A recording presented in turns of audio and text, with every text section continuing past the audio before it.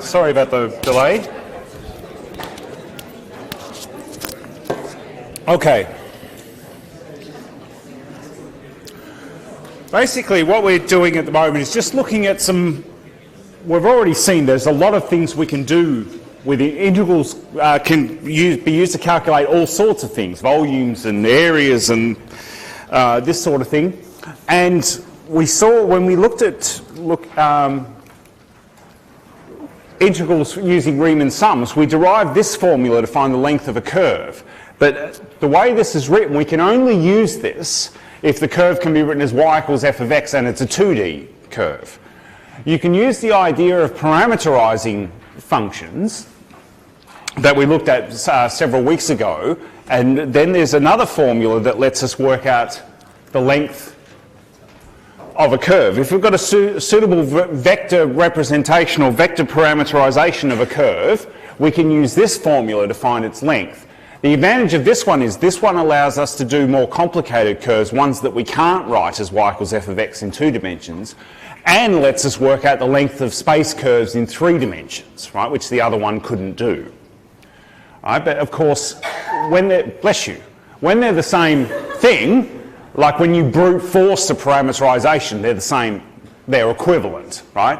So by brute force, I mean you just let x equal t, y becomes a function of t, and the formulas are equivalent. I mean one's integrated with respect to x, the other's integrated with respect to t, but because x is t, it makes no difference. Right? And then we did this by looking at calculated length of a helix, so a space curve. This one our old formula can't do. This idea extends to something that we call a path integral, which some textbooks, actually it turns out most textbooks call it a line integral.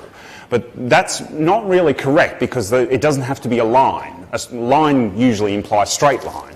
So it's better to call them path integrals, which is the last thing we're going to do this week. Put this in context. Let's think about, again, what we're doing when we do a function, when we go back to integration like when we first learn it. Basically, the integral is the area bound. If we've got an integral of some function y equals f of x, its definite integral is the area bound by that function in the x-axis. Now, if I have a space curve, right, and I want to know the area bound by that curve and say that sits directly, say, above the xy plane, I should be able to do an integral to calculate that as well, and that's what we call a path integral. Right? So if we've got a function of either 2 or 3 variables, and so, well, let's actually, before we get to that, let's think back to double integrals. The double integral gives us the volume bound by a surface and the x-axis, on the xy plane, I'm sorry. What if you wanted that you had some path in the xy plane and you wanted to know the area bound between the surface and that path, right? So imagine like a shower curtain, right, with a shower rod that sort of doesn't go straight, right? And you want to know the area bound by that, the area of that curtain, right? That we can do integrals with as well, right? And that's what we call a path integral. Right? So a path integral is we're given a function or a surface or anything like that, and we've got a suitable parameterization of the path that we want the area above to be calculated with. Right? Then it turns out we can calculate this by a path integral that we write in this form. Right? Shorthand notation is on the left, f ds. Right? And with a lower limit that looks like c. In words, this is written as the integral of f along some curve c. ds is a measure of length marching along the curve, right? So s would go from a to b or something like that. S we call the arc length, right? But when we do a parameterization, it turns out it's this. Basically, we replace x and y with our suitable parameterizations in t. So we find we've got f evaluated at t times the norm of the tangent vector, right? The derivative of the position vector, right? Right, we can think of this as an integration of f, so the area bound by something above that sits above a certain path. Easiest to show with a diagram, right? Don't worry about the other two. We're going to talk about those next week. Just concentrate on the middle one. This is basically the problem we've got. Let's say we've got some surface, right, which isn't drawn in this diagram, right? Some surface, this is 3 dimensions, so some function f of x and y. I have a curve in the xy plane that's the blue thing, right? And the question I'm posing is, how would I be able to calculate the area bound by that curve? And if I grab that blue curve and pull it up until it intersects the surface, what is the area of that curtain thing? You see what I'm getting at? Right? That's what we call the path integral or the line integral. Right? So here we have some curve C that is given in the question. I have some, when I evaluate the function f of x and y along that surface, that's giving me an expression for the red curve, right? Where that, if you imagine you pull that curtain up, where that, say you've got a surface and you pull where that curtain and the surface slice each other, that's the area you're calculating, basically, right? And so it's the area of that sort of grey hatched bit, right? And that's given by the path integral, the integral along the curve C of f with respect to s, which is a measure of length along the curve, right? When you go on and, if you go on and do more on multivariable calculus, you'll start learning about sometimes it's best to use a coordinate system that follows a particular curve. And you have to calculate 3 vectors that we call the tangent vector, the normal vector, and the binormal vector. That will define a 3D coordinate system like we're used to, but this one will move along a curve. And sometimes it's easier to do that. And the natural coordinate to do that, to think of your parameter t, is your length along the curve, which we call the arc length, that we denote by s. That's something you'll learn about much later on. All right, but anyway, that's basically what we're doing. Notice that if the surface was 1, right, then the area of that curtain is numerically equivalent to the length of the blue curve, isn't it? Because it's like length times height, which is 1, isn't it? Yes?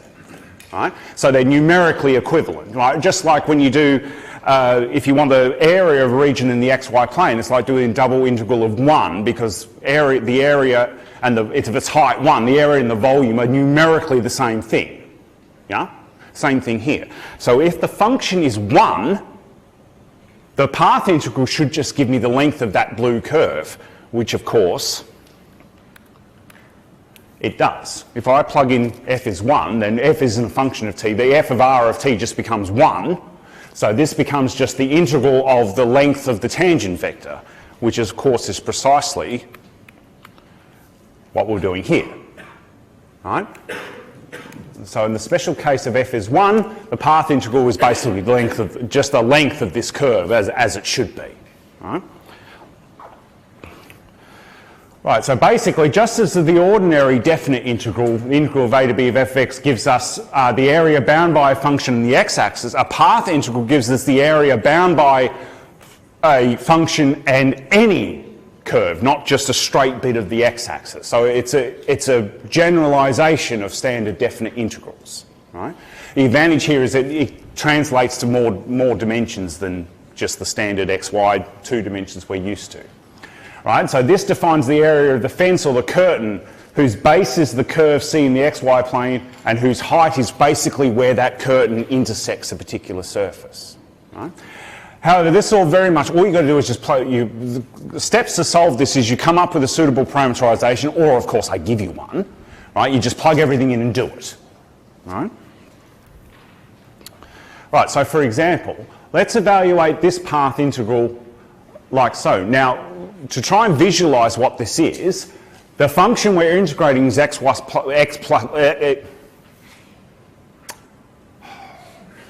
y plus z. So that's a 4D, so we can't visualize it, right? But basically, you can still calculate what is the area bound by that function and this 3D curve. Right? A bit hard to visualize, but you can sort of imagine it. A particular slice through a 4D thing would be another 3D curve, wouldn't it? Right? and you're going to find the area. Can't draw the damn thing, but you can sort of get the idea, right? And I want to find the path integral of this function over this curve, right, in one dimension down, right? So this is, remember, that's a function of 3 variables, so that's a 4D surface sitting above a 3D curve, right, and you want the area, right? So by a formula, what I need to do is I need the tangent vector. Always calculate that first, because it's going to have a square root in it. Play with it, and hopefully, if I'm kind, the square root disappears, right? Because as we've seen, integrals involving square roots are crappy, right? They're the worst ones, aren't they? All right. So this one, I need the tangent vector, and I find its length. Now, whenever, of course, we've got sines and coses, usually the fundamental trig property sine squared plus cos squared plus 1 will come in handy, which it does here. Length of this is square root of sine squared plus cos squared plus 1, which is 1 plus 1, root 2, awesome. No square root to worry about. Now, our function is this. Now, x, of course, is cos of t, y is sine of t, and z is t. So, in other words, this is a representation of if I had a curtain sitting along this curve and I pulled it up, whatever the hell up means in 4 dimensions, but I pulled it so it intersects this surface, that's what the curve would look like sitting above, yeah? So x is cos of t, y is sine of t, z is t. So I just plug it all in and that's the length, okay? I've got a couple more examples. Now there's one of them I want to go through.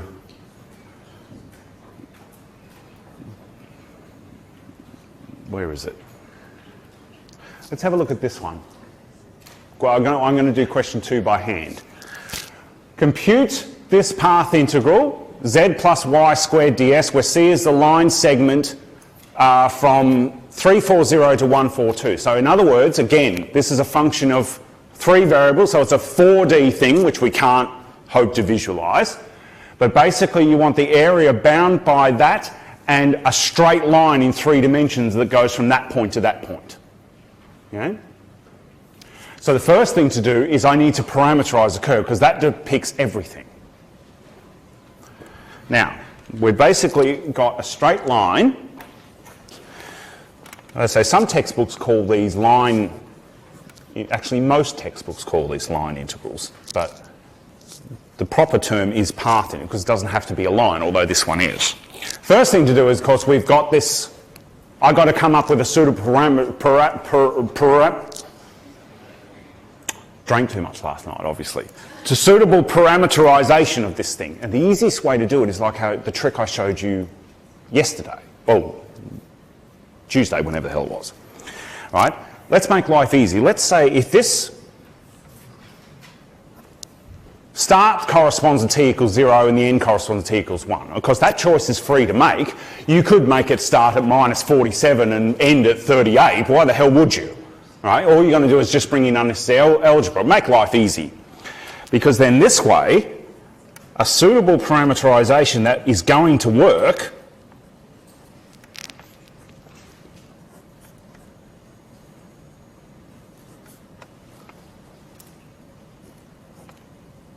is that. Because, and we can see why it works, when t is 0, this vector points to the start, right, because the bit in the square brackets disappears. And when t is 1, it points at the end, because the, what have I done? Oh, right.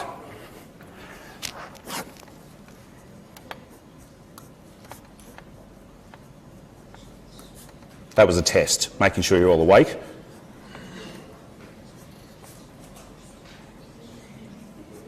That's better, right? And of course then when t is 1, the last, and you're at the end.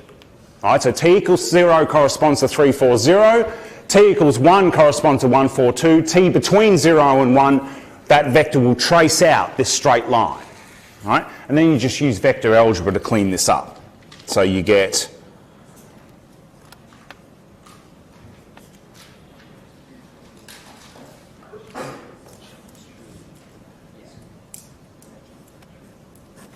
that. Right? And again, you can double check. When t equals 0, you're at 340. When t equals 1, you're at 142, as it should be. And t 0 to 1 is in between. So now we've got this suitable parameterization. So in other words, this is saying this is your x, this is your y, this is your z. All right? Also, I need its derivative and its length of that derivative. So let's do that first.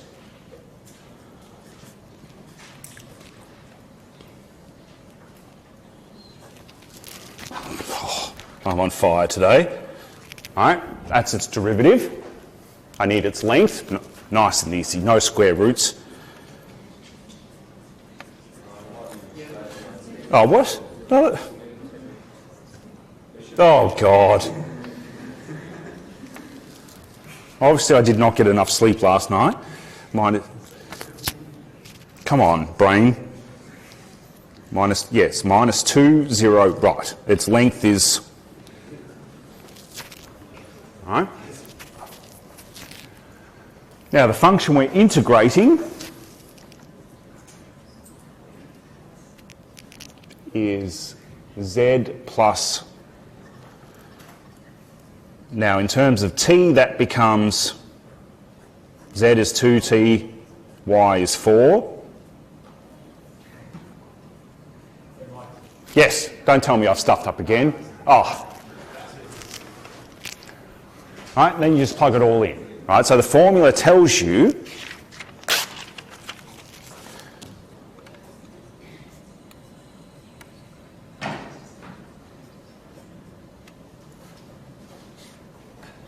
right? And I've designed it so the path goes from t from 0 to 1.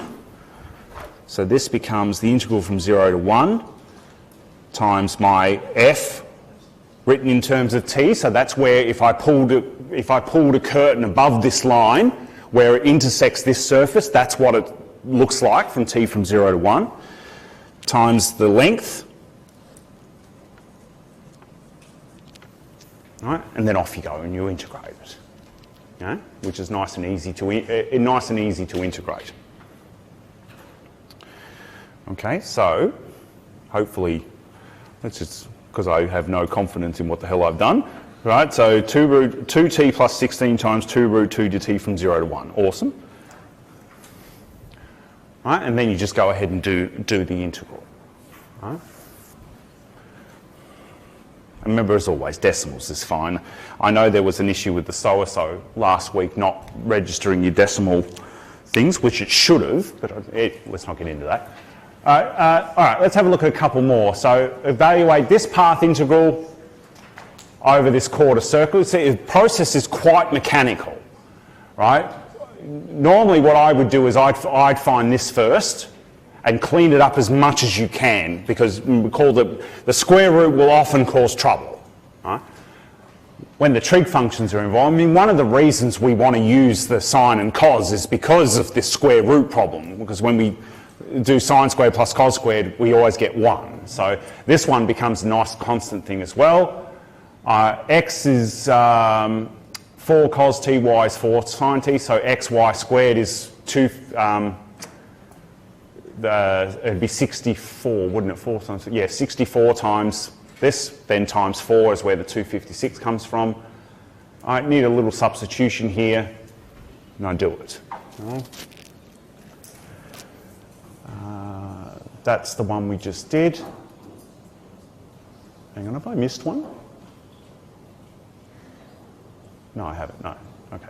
And I've got another one in here. 3x, where c is the curve, y equals x squared from 0, 0 to 3, 9. So this one we've got to parameterise ourselves. So remember the way we do it. Either we make the trig thing, either it's a straight line, and we do it like I just did, or we make the trig thing work for us. Obviously this one, just y equals x squared, just brute force it. All right? So just let x equal t, therefore y is t squared. Because I've got x going from 0 to 3, I've got t going from 0 to 3. Right, and you just do it. You need its length, find its square root. This one, the square root doesn't disappear, crap, but hopefully it'll all work itself out. And this one we get a simple substitution because, you know, there's a t squared in here, there's a t here. If I let u equal 1 plus 4t squared, I get down to here, right? and I've left that step out just to be nice, right, and just do it, okay?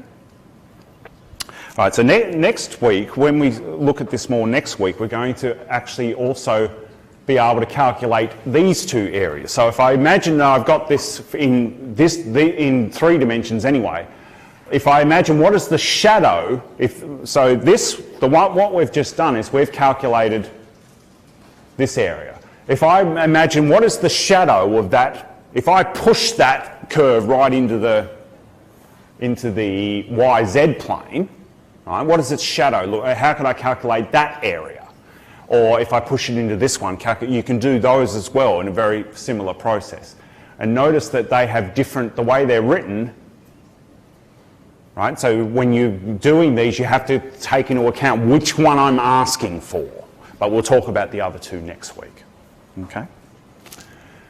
All right, so that's all for this week. I wanted to save some time to talk about the test. So remember, I have given you a sample test. And don't be afraid to ask. If you're struggling with something, most likely so is most other people. So does anyone have any question? Well, it doesn't have to be from the sample test, a previous practical thing, whatever. I've got it all on my computer. Has anyone got any questions they would like to ask me or go through for the test on Saturday? Come on, don't be afraid. Anything at all? Oh, there must be something. Yes, got one. For question 3, was there an alternative way to do it? Can you please, sorry, I'm a little deaf. Can you start again? For question 3, is there an alternative way to do it instead of substituting V? Question 3.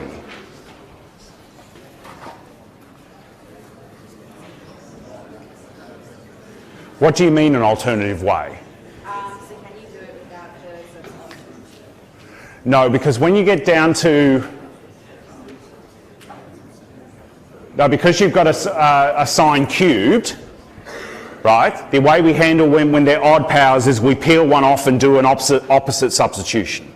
So, no, there's no other way to do it because there's no other way you can integrate sign cubed. Okay? Right, remember the letters we use for the substitutions, UV, doesn't matter what you use. You could use bloody Batman symbol for all I care, right? As long as you do it right, you can use whatever letter you want. Most of the time we use U and V and W or what, yeah, but it doesn't really matter as long as you don't mix the variables up. But no, there's no other way to do it. Yes?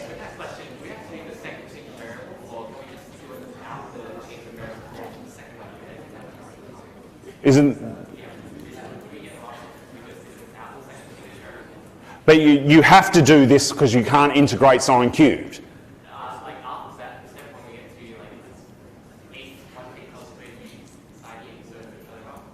This bit? Oh, and then going back to x? Yes.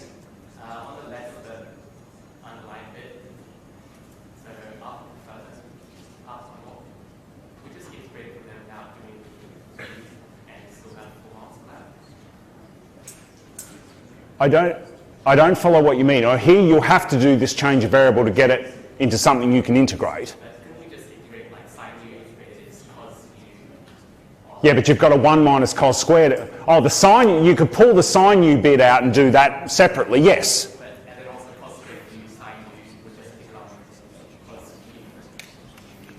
Yeah, oh yeah, I see what, yes, you can do it that way if you wish. That's perfectly, as long as what you do is mathematically correct, it's fine.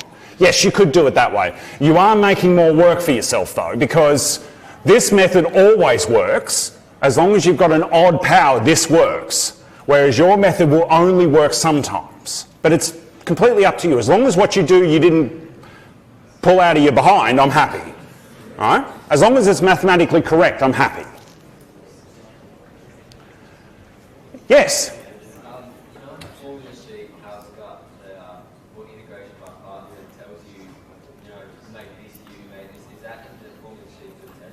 Yeah, the formula sheet you get, the test is identical to the one you always get.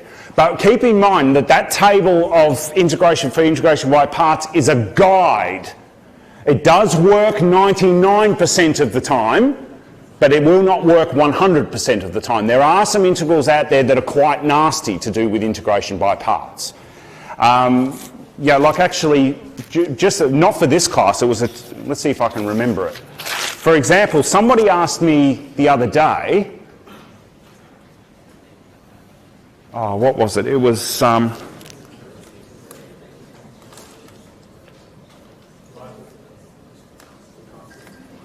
I think it was it that? This wasn't for, this was something unrelated. I'm just going to cheat and make sure I can do it first. Was it that one? This is the problem, as I keep saying, this is actually the problem with integration, right? I can't, the thing that makes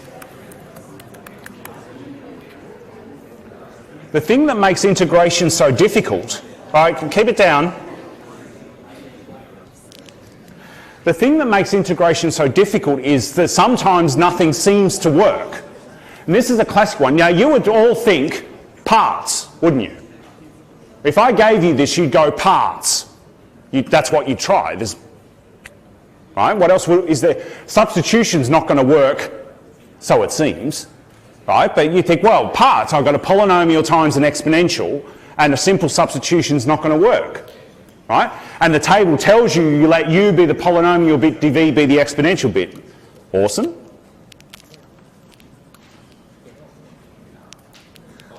Right? You can't integrate that.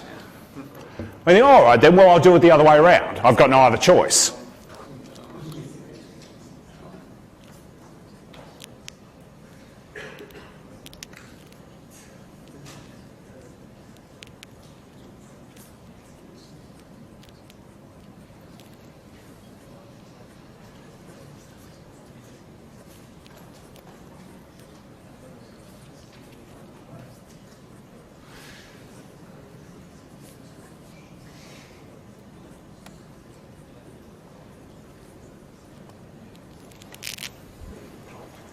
Hang on. Right? When integration by parts, the integral you get on the right should not be worse than what you started with. And this one is, isn't it? That's worse. Because you can imagine, oh, if I do this again, that's just going to keep upping the power. I want the power of x to go down, not up. So how would you do it? This isn't working, what would you do? Don't tell me you're the one that asked me this question. No? Okay. Sorry?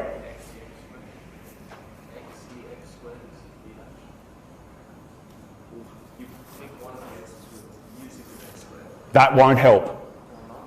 Because you'll still get an integral that's worse.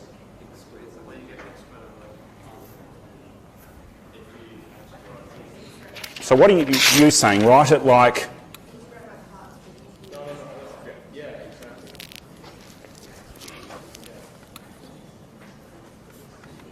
Actually, this might be better than my way.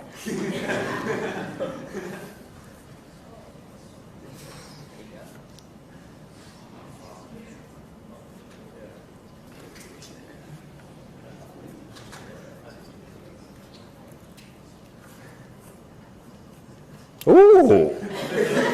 Oh, that's nice. That does work. Well done. Right? That's not the way I did it, actually. I did a substitution. First, I let u equal x squared, so this thing would become u e to the u. Right? This is right. It's well done, but that's not the way I thought of doing it.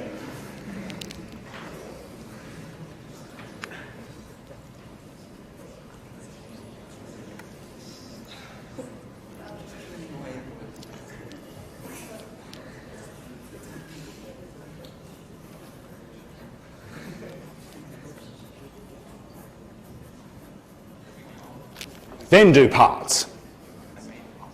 Right? This is the thing with integration. This is what makes it difficult. Right? So that getting back to the original question, that integration by parts table, as you'll notice I say, it is a guide. It will work most of the time, right? But integration is a skill that comes with lots and lots of practice. I mean, I remember having one when I was doing my postdoc, I think I've already told you this story, that my postdoc supervisor and I had this terrible, it's called an integral equation, but it involves an integral that you've got to evaluate. And we worked on this thing for a week or two. And then he came back and thought, got it, right? And handed me about 20 pages of algebra and said, just check it. I thought, oh God, here's my day gone, right? But about fourth line, he tells me that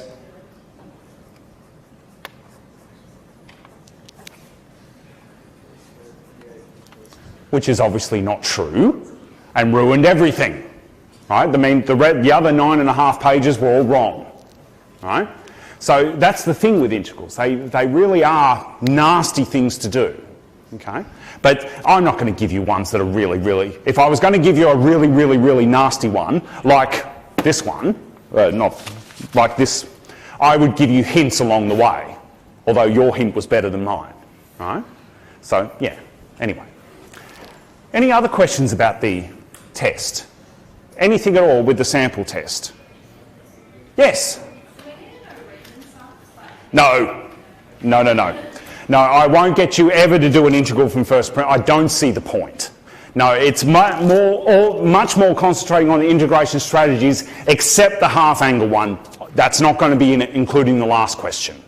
Okay? Any other questions?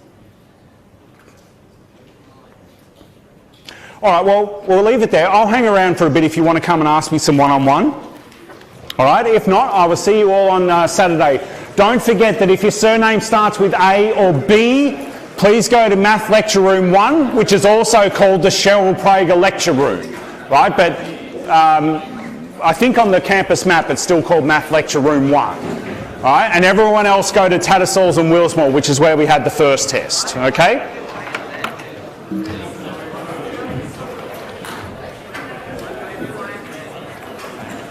Yes, let me just turn this off.